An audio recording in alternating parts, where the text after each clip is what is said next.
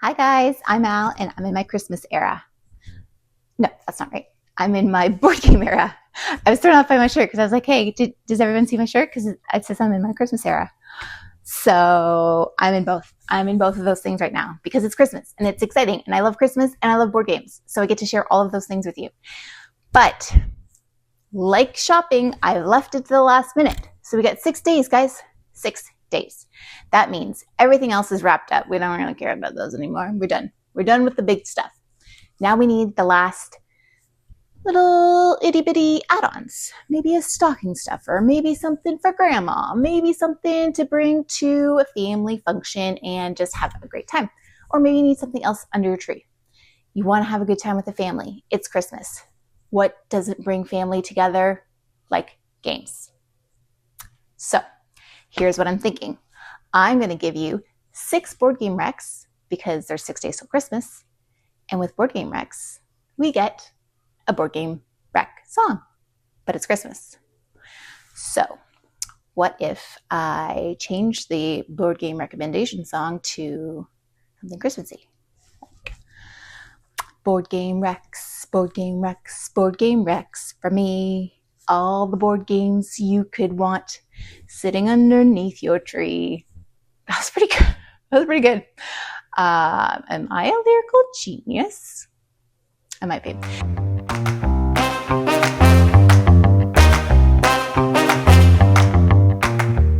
Okay, up first, something small, something accessible. And that's what I tried to do with all of these board games. You should be able to find all of these at either Chapters Indigo if you're in Canada, or a Barnes & Noble or a Target if you're in the States. Amazon. I know we don't want to do it. We want to shop local if we can. And you very well could find these at your local game store, which you should check first. However, crunch time. Get it. We need it here tomorrow. Amazon does that really good. So I'm just saying, if you need to, you need to. Nobody's here to judge. We're not judging. Okay? So, first board game rec. It is Tiny Epic Galaxies. So, this one in particular is the one I like the most, possibly and mainly because it's the only one I've played. However, I've done some research because that's what I do. And it is probably the most fun, if I had to guess based on no other knowledge other than other people playing a few of the other variations. That's what I'm going to go with. So, Tiny Epic Galaxies. What do you do? Well, let me first just start by saying how freaking cute is this little box? The whole game. Tiny game in a... No, that's not right. Big game in a tiny box. That's their shtick. So this game plays 1 to 5 players in this tiny box. It plays in 30 to 45 minutes, and it's 14 up. But I don't really go by the ages. I think you go by your kid. Okay. So what do you do in Tiny Galaxies? You get a little player mat. You get dice, and you're chucking dice to land on planets, get resources. I don't know that you inhabit the planets. You can orbit, I remember that, and you can land directly on them. And depending on whether you land or you orbit, you can acquire different cards, which will give you points in the end. This sounds like whatever. I'm chucking dice. I'm putting my little meeple on a planet card. Big deal. Let me tell you, not only is this game fast and fun. Okay, well, that was my last point. It was fun. It's fun. It's so fun. And who doesn't love chucking dice? And these guys are such geniuses. The box becomes your own dice tray. It says it right there. So it's a dice tray. I love it. Love it. So there's so many different variations. Up to you what you get. There's a pirates one and a dinosaur one I am considering. Just saying. But this should be accessible wherever you need to look for it. So that is my first recommendation. Tiny Epic Galaxies. All right. Number 2, fast recommendation. The game. The game. Card game. So what? You say, Al, it's a card game. I've seen one card game. I've seen the other. You have not seen a card game like this, my friends. It is the simplest concept you will ever see. And again, you will question my sanity and my recommendation, but I tell you, this game, she hits different. Okay, so here's what you do in the game. You have 2 number 1 cards and you have 2 100 cards, and you have hand of cards. You go around and you have to put down 2 cards on your turn in either the 1 pile or the 100 pile. You could do all of them in the same pile. You could split it up. You can do whatever you like. The only thing is, on the 1 piles, you have to go up, and on the 100 piles, you have to go down in numbers. If that wasn't clear, in numbers, you have to go up and down. Sounds easy enough, except not all the cards are in order. Other people have other cards, and everybody has to play cards on their turn. So sometimes you have big, huge jumps in the numbers on the table, and you're like, you just skipped over 7 of my cards. I can't remember if that's the hand limit or not, but it's possible. You could jump over all of your cards, and you have to figure out some way logistically to get those cards out of your hand and onto the board. Mostly you're hoping that somebody else is going to do something that's going to help you out. However, there is like a little tricksy move you can do. If you have a card in your hand that is either 10 up or 10 down from the number that you're going to play out, you can play that card. So sometimes it's to your advantage to put a card out like that because it restarts the clock in a way. So maybe I was at 47 on my up to ones, but I have 37 in my hand. So I'm going to play the 37, and then I'm going to get 10 more numbers to play with in between those 2 numbers. And I've just rolled back time a little bit for my 1 pile. So it's pretty cool. This game, let me see, plays 1 to 5 players in 20 minutes, and it says 8+. Again, we'll buy you, okay? You do what you got to do for you. So that is my second recommendation, the game. Okay. Here we are at rack number 3. This one's a little bit of a chunkier boy, bigger box, bigger game, maybe a little less accessible. Maybe a little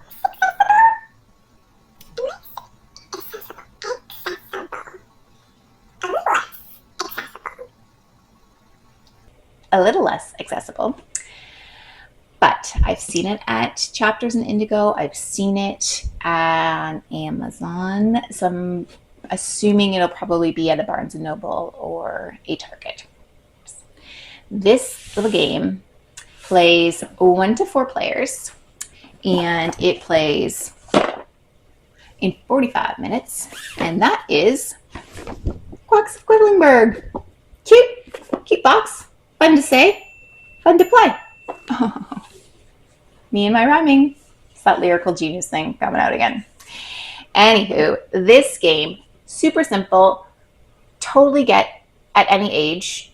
Not any age, I mean young, no. But they can help pull out the little chips from your bag, which is basically all you do. You pull chips out of your bag and you place them into your cauldron because you're some sort of witch or potion maker or medieval alchemist. You might be an alchemist. I think that's what you are. You're an alchemist and you're making potions, and you are hopefully not having them explode in your face, because in your bag there are these little cherry bombs. And if you pull out enough of these cherry bombs, what's happening to my lyrical geniusness is not affecting my eloquency.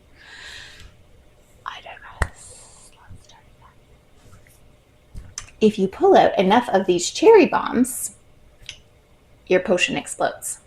So it's a little bit push your luck. You have to fill your potion up until 7 or less cherry bombs come out. If you go over 7 cherry bombs, you bust. You busted. Doesn't mean you're out. It just means your potion blew up in your face. So you don't get all of the benefits of the people that played a little bit safe and their potions didn't explode. So after everybody is done, this is all done simultaneously, so it's fast and so good.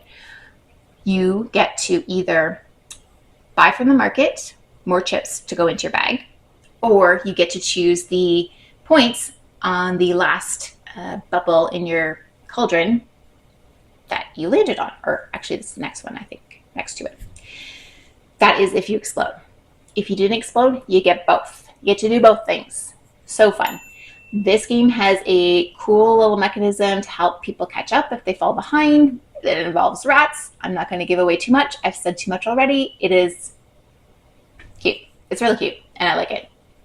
Okay, I'm going to tell you, you get to count rat tails, okay? Do I like rats? No, but I like them in this game because it's super cute and it helps people catch up.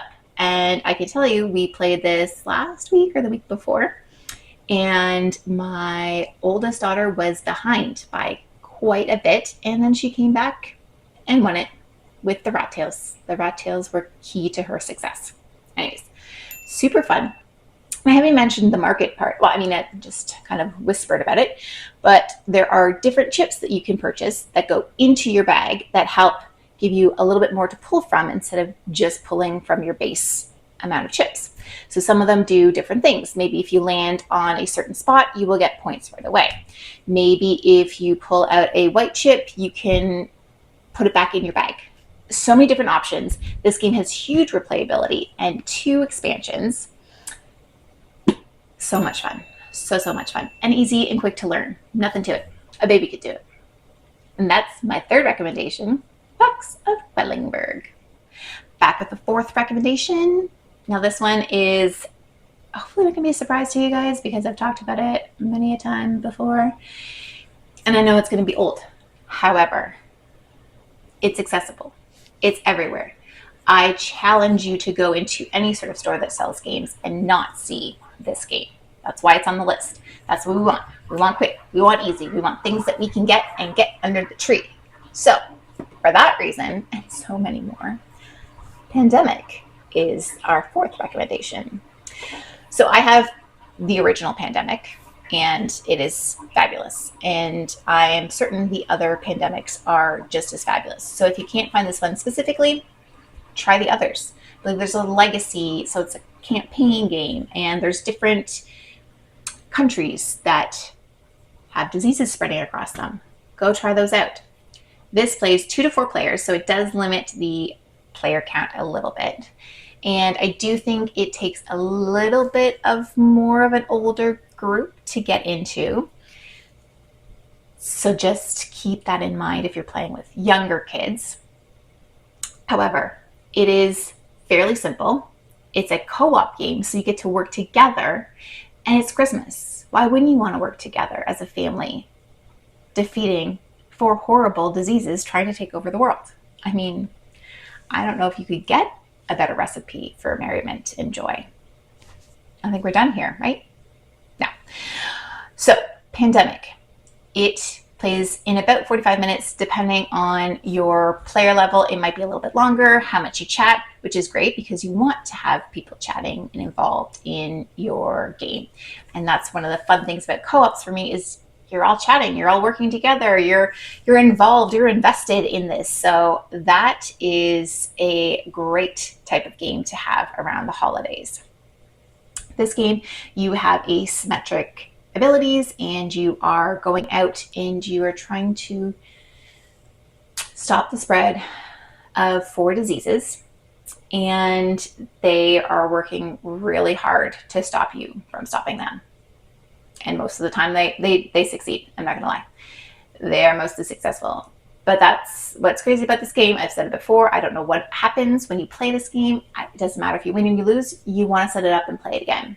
It is just, it's top tier. It's the game that got us into the hobby, and it will forever remain on a top recommendation of anything from me list. So there you go.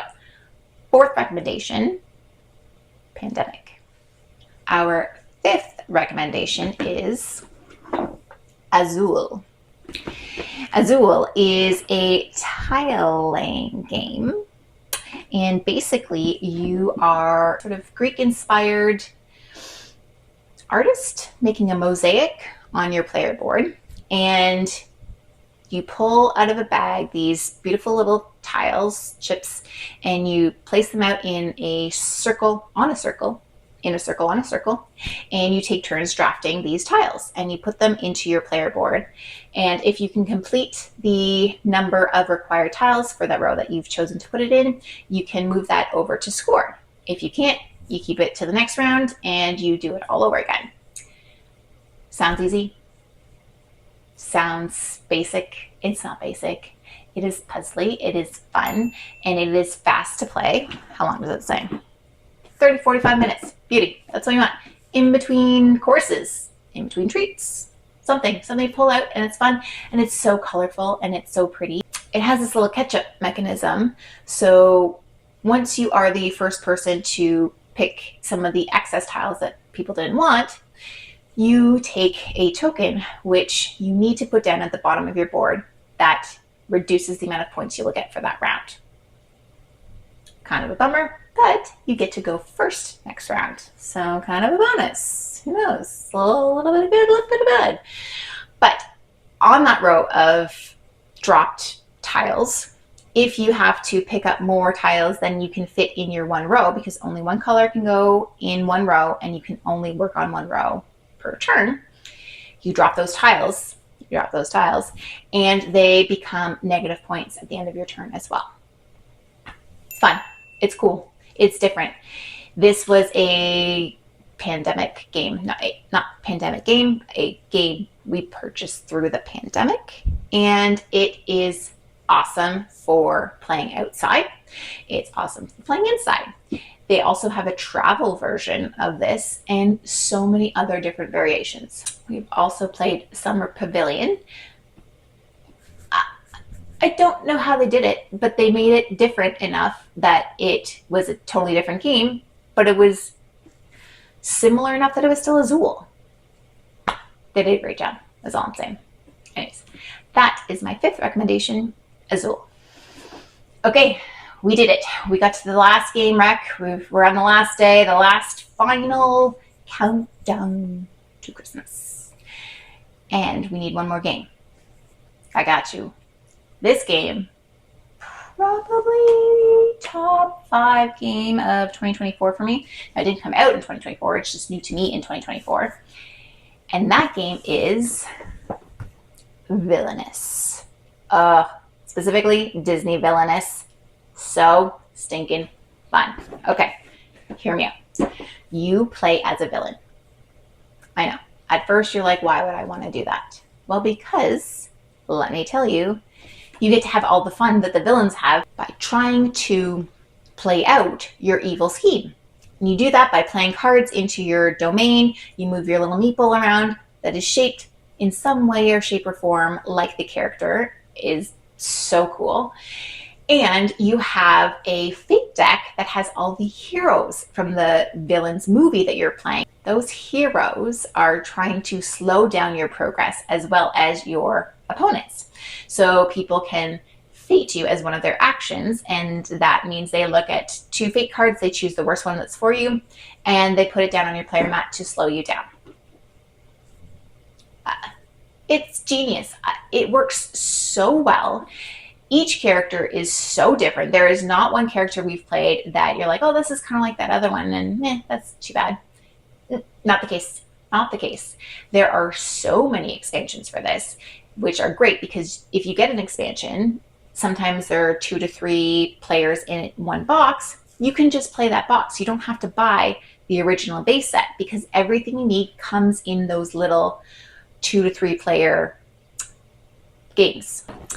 This game plays 2 to 6 players and it takes about 40 minutes. And I think that's cutting it a little bit under because it can be a little bit thinky. You're playing cards and you're reading the cards, and if you have slower readers or if you have people that suffer from analysis paralysis, it could take you a little bit longer. Worth it. Play it, get it, love it. Tell me what you think. Who is your favorite character? I love this game so much that I am incapable at this moment to tell you who my favorite character is. I have so many, and there's so many options. Everybody you can think of is out there, and they still come up with more characters, and it's super fun and exciting. They also have a Star Wars version and a Marvel version. And the Marvel version, from what I hear, is a completely different game, but similar enough that it's the same game. Anyways, guys, that's all I have for you today. Go out, get your games, finish up your shopping, and hopefully this is enough to get you into your board game era.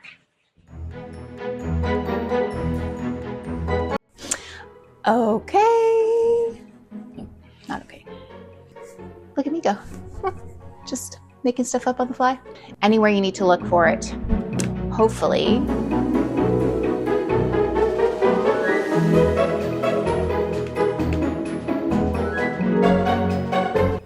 They're a beautiful snowflake, just like all of us. Pretend I didn't say that. That was weird. It's crunch time.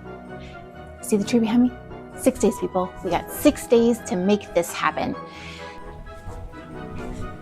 Don't forget to like and subscribe. This feels so awkward saying it. Don't forget, like and subscribe. Hey guys, if you don't mind, like and subscribe. Okay? Got it. Do it. I don't know how to say that without being weird. Please? Just like and subscribe. Just like and subscribe. Just do it. Just go on. Do it. You'll have fun doing it. If you like my content, like and subscribe. If you like what we're doing here on the channel, like and subscribe. Every little bit helps. If you like what we're doing on the channel, like and subscribe.